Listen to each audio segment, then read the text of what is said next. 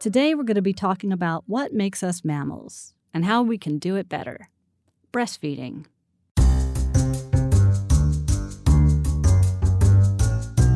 Welcome to Sounds Healthy, a podcast of University Health System. I'm your host, Elizabeth Allen.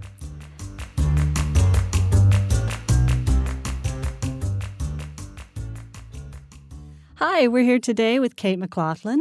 She's an RN and certified lactation consultant with University Health System, and we're going to be talking about breastfeeding. And the first thing we're going to focus on today is why is it good for mom and baby?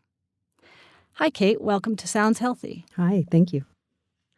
So we wanted to talk a little bit about, it's a big topic, breastfeeding. And so I thought we'd start with the basics. Why is it good for us? Why is it good for baby? And why is it good for mom? Can we go over some of those points? Sure. So breastfeeding. The American Academy of Pediatrics actually recommends breastfeeding for 6 months, exclusively breastfeeding. It's all baby needs. Mother's milk, no water, no additional foods. So it's the perfect food. And it's also recommended that moms continue to breastfeed even beyond that 6 months when they add in complementary foods, and that moms should breastfeed for at least a year. And the World Health Organization extends that even beyond to 2 years. So benefits, like you said, for baby and for mom, and in fact, benefits for society as a whole are really significant. So for babies, breast milk, obviously, is the food that's made for them. It's the perfect food for them. And so what we've learned about breastfeeding with recent research is that moms who breastfeed their babies actually provide all of this good, beneficial bacteria to the baby's gut. And the gut is the seat of our immune system. So we've been hearing a lot about good bacteria in recent years. Right, the microbiome. So that's the terminology that we talk about, the microbiome, all the good bacteria that lives in our bodies and does so much good for us. And when we culture the guts of babies that are breastfed versus those who are fed with artificial milk like formula, we find that the baby's gut has the flora of its mom. So it has all this diverse bacteria that as adult human beings we grow throughout our whole lifespans. And so when the baby's gut looks more like the mom's gut, it actually benefits their immune system and makes their immune system stronger. So tell me, let's do a little bit of a disclaimer here. Not everybody can breastfeed. It can be difficult physically, or sometimes going back to work. Some workplaces are not that friendly to it. And sometimes moms can only breastfeed for a very short time.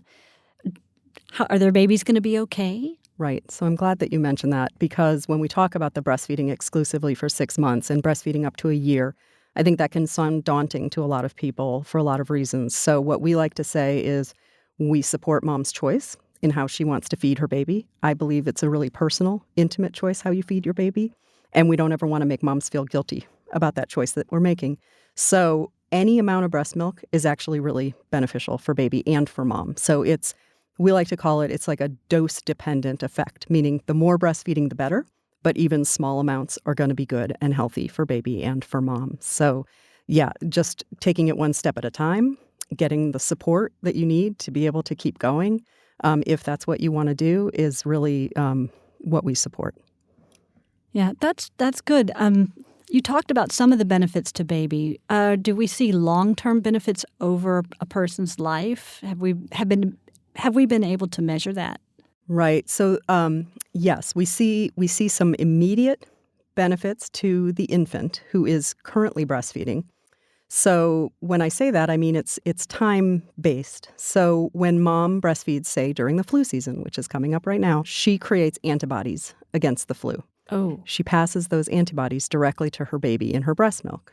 Oh, that's super important because some babies are too young for the flu shot. Exactly. Oh, so we wow. always say that it's like giving your baby an immunization every time you breastfeed. So there's these immediate benefits of current antibodies being made by mom. There are also, so what we see are that babies who breastfeed are less likely to have ear infections, respiratory infections, GI infections. But to your question of longer-term health benefits, we do see beyond infancy benefits related primarily to the immune system, allergies, and autoimmune disorders. So I don't know if it's fully understood exactly what the biology is there, but when we think about an artificial milk, like a cow-based formula or a plant-based formula even, being introduced to baby, it is a foreign substance, so to speak. And so sometimes that can trigger the immune system to overreact, and that's why we think we see the benefits in the long term to reduced rates of asthma, eczema, and other autoimmune type disorders. There are also some connections with some childhood leukemias being lower among children who have breastfed. We also see brain benefits. So again, not totally understood, but there are fatty acids available in maternal milk that we can't figure out how to recreate in the lab. And we think that these fatty acids, just like how, we take our omega-3 supplements for brain health, maternal milk has these fatty acids that help with the infant's brain development. So while it's a crude tool, we see IQs being higher among breastfed babies. So that raises the question also of maybe there are other confounding factors, like the fact that mom and baby are connecting in a way when mom is breastfeeding the baby with making eye contact and being very available to the baby because they are literally providing the food at the breast. Right. Correlation is not always causation, but it's a very important thing to look at. Right. That's very interesting. I'd love to delve into all those different connections. And there's probably things we haven't even considered. What's the most interesting thing that you have heard related to possible benefits of breastfeeding that we really haven't nailed down yet? I do find it fascinating, this idea of brain development and IQ development and breastfeeding, and this notion that the amount of time that baby spends in eye-to-eye contact, gazing at mom in that short distance from the breast, which just naturally when we give bottles, we don't necessarily pay that close attention, right? So there's this notion of the fourth trimester. So babies cook for 3 trimesters in the womb, right? 3-month cycles. The idea is that we evolved as humans to have these big brains. So we grew these big old heads that have to get out of the birth canal. And so babies are born somewhat biologically immature, and the neurologic system is the last thing to develop. So this notion of the fourth trimester is that for the first 3 months outside of the womb, we should make the baby's experience as womb-like as possible. So holding babies in carriers and wraps and having them facing inward as opposed to facing outward so that it sort of reduces the external stimuli and keeps baby in connection with mom or other significant adults in their lives. That makes so much sense to me because I always figured it was kind of like a truce. Like, I can only keep you 9 months. No, I need to be in here a year. Nope, you've got to go now. I can't take any more of this. Well, okay, but you've got to take really close care of me for 3 months. I'm going to be completely helpless, and I'm going to cry all the time. That's right. Babies have different temperaments as soon as they come out. It's amazing when I work with babies in the first couple of days of life, how many different personalities I see. That babies really are born with these temperaments, and some babies are very sensitive and some babies are less sensitive. But it's exactly right that we need to be in this close connection with them. And it's one of the most important gifts I think we can give our new parents here is to make sure that we're sort of supporting them in that journey and in staying connected with their babies, and breastfeeding is a great way to do it. That's fantastic. I've heard there's also real, tangible physical benefits to mom. Yes. There's a really interesting theory about how breastfeeding is the biological norm for mammals, right? As you said at the top of the show. And so if breastfeeding is the biologic norm, all of these changes that our body goes through in pregnancy, to some extent, get reversed with breastfeeding. And so, as every pregnant woman can tell you, she goes through changes in her metabolism, changes in her cardiovascular system, her respiratory system, her endocrine system.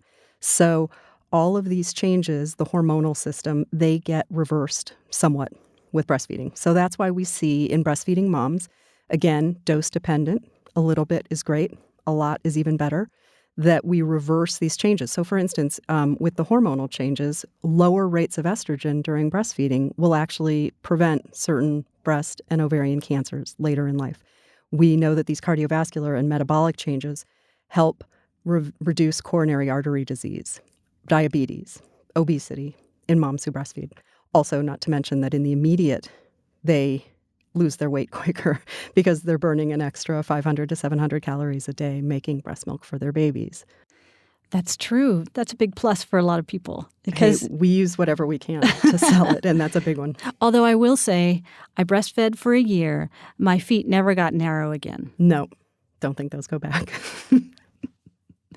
So the benefits to mom that are, immediate and physical, and then the implications for reduced risks for cancers and other illnesses over time. Are there any other benefits that we're still just learning about or considering, like emotional benefits or emotional mental balance benefits? That is a good question, and I know that there's more and more research being done all the time about postpartum mental well-being, and there's different effects with breastfeeding. And one is that there are a lot of moms who I think that breastfeeding can cause increased anxiety among some moms. So there's some evidence that breastfeeding can be overwhelming, but there's other evidence that it causes a connection and that it is actually soothing and anxiety reducing. And so the other thing that we see related to this is that a lot of women they go off of their antidepressants, for instance, during pregnancy because it might not be safe during pregnancy, though I know that there are some that are safe. So it's an important thing for a woman to talk with her provider about, but there's always that balance.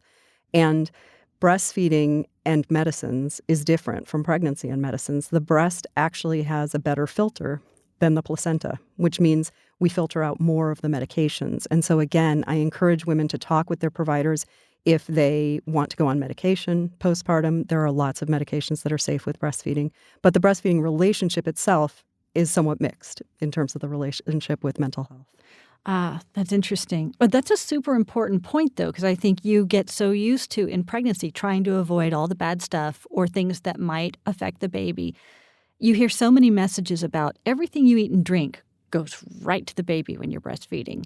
It's not exactly that way, right? No, it really isn't. And we actually really try to stress kind of the opposite. While we want women to ask questions and be safe, we really do like to emphasize that we make the perfect milk for our babies no matter what, and that our body is going to take it from us and give it to the baby. So what we like to emphasize with moms who feel stress or anxiety about what the perfect food is that they need to eat during breastfeeding in order to make the perfect milk, I always assure them, you already make the perfect milk for your baby, but it is going to take from you. And so it's still important to continue to take your prenatal vitamin. It's important not to drink alcohol or use illicit drugs during breastfeeding, but you don't have to it's not like what you eat goes into your breast milk directly to your baby. So it takes a little bit of the stress off to let people know, to let women know that they can really eat a regular diet during breastfeeding. So a breastfeeding woman shouldn't have a glass of wine with dinner? No, I'm not saying that because alcohol actually moves through the system quickly.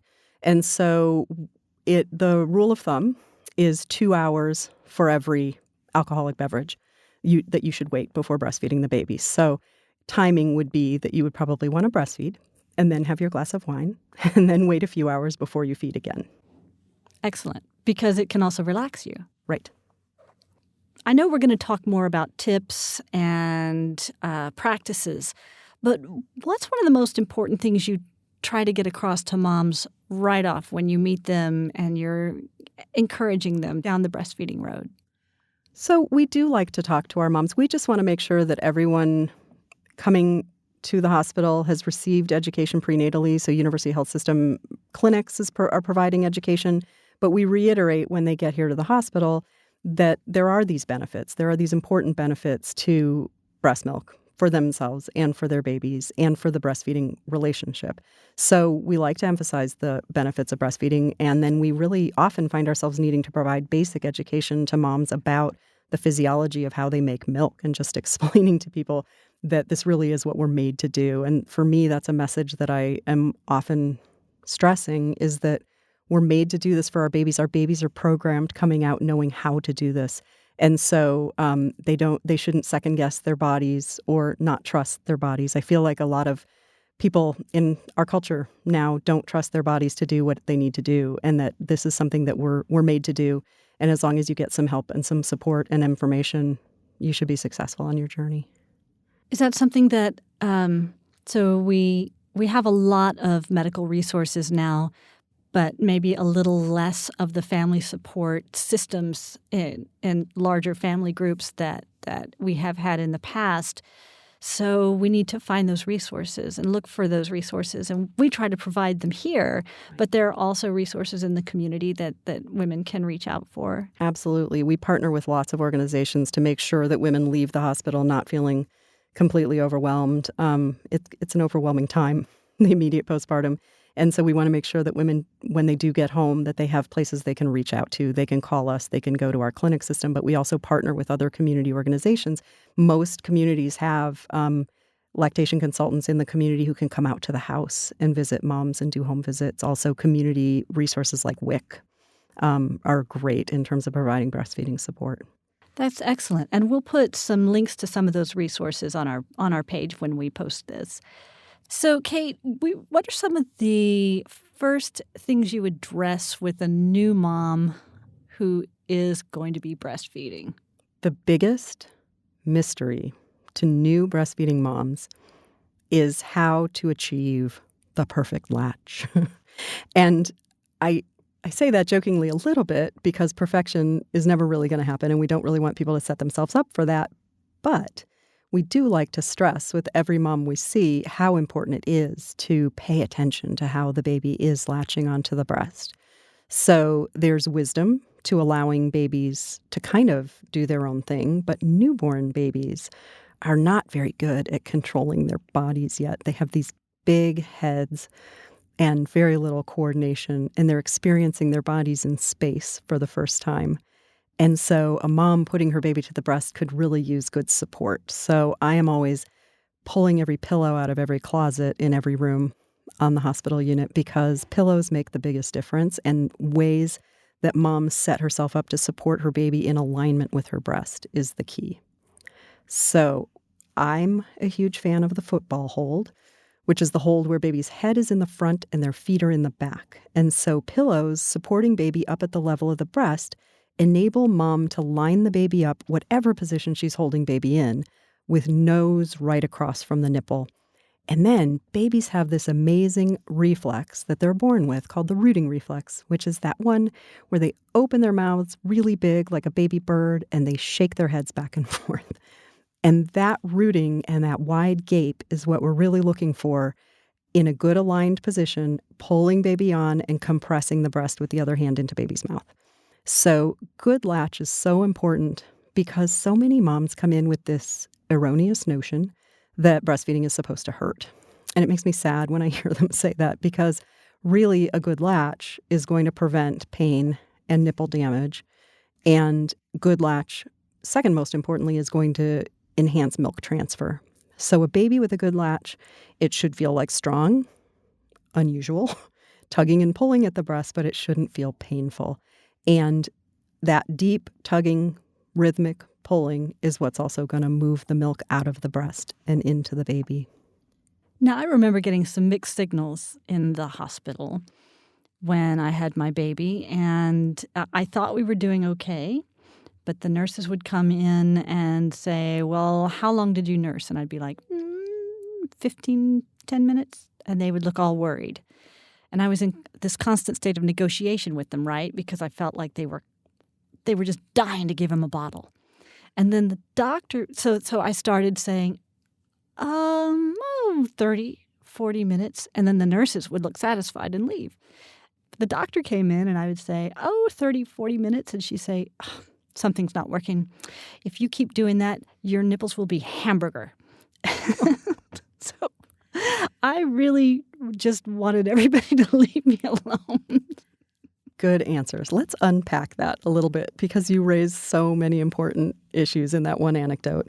Time-based feeding is just not what we need to be looking at with breastfeeding moms. We always tell moms, watch your baby, don't watch the clock. So we have trained all of our staff to try to avoid the time-based feeding talk because just like it's a biological process, breastfeeding. So we should feed our babies when they are looking hungry, when they're showing hunger cues, and we should feed them until they look relaxed and calm and happy and satiated. And sometimes I want to eat breakfast for 5 minutes, and sometimes I want to eat a lunch for 40 minutes, and it really varies. And so and every breast is different, and every baby is different. And so the amount of time it takes baby to feed is not as important as watching your baby's cues and making sure you're responding to the cues and you're feeding them until they're satiated. And then we just look at their output, because what goes in has to come out. And that's what's going to tell us the true story. So people talk about babies spending too much time on the breast and pacifying at the breast and what kind of damage that's going to do to your nipples. It's not going to really do damage as long as baby is latched correctly. And so the latch that causes the damage is the shallow latch, because they compress the tip of the nipple between their tongue and the hard palate of the mouth. And that causes compression, which wedges the nipple like a lipstick.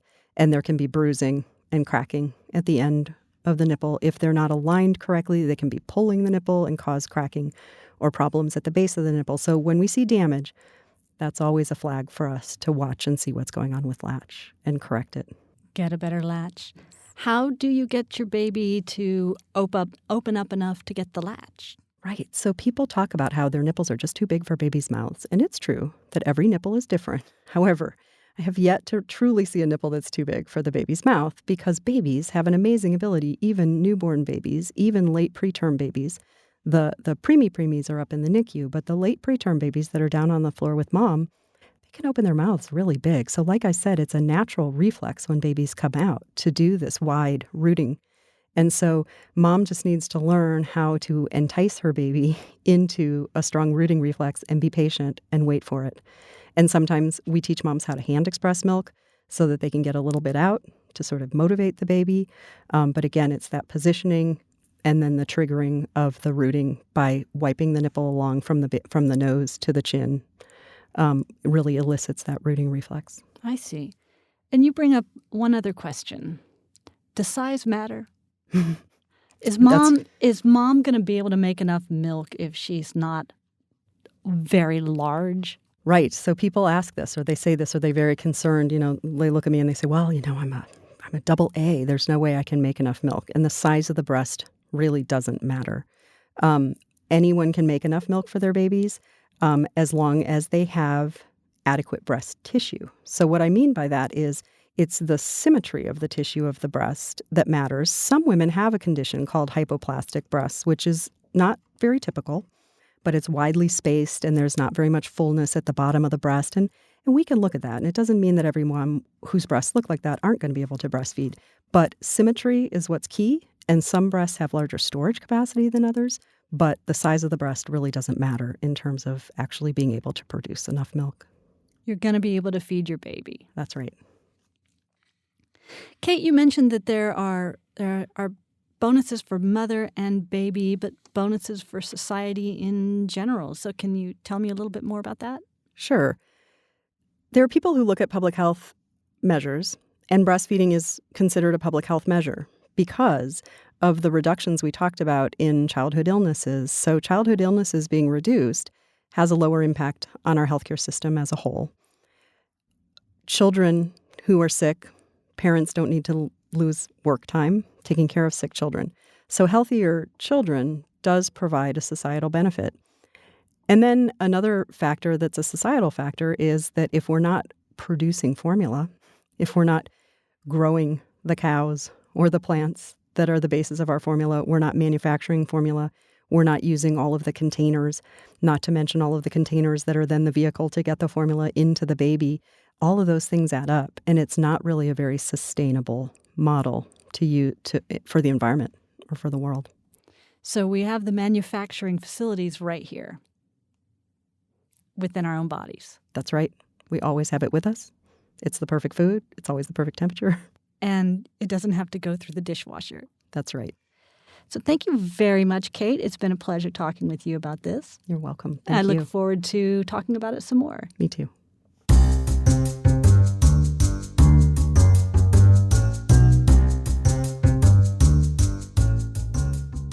You've been listening to Sounds Healthy, a production of University Health System in San Antonio, Texas. Produced and directed by me, Elizabeth Allen. Editing and audio production by Mark Greenberg. Web and digital support by Selena Mejia and Joe Campa. Executive producer Lenny Kirkman. If you like what you're hearing, be sure to subscribe on your favorite podcast channel. Good show. Good show.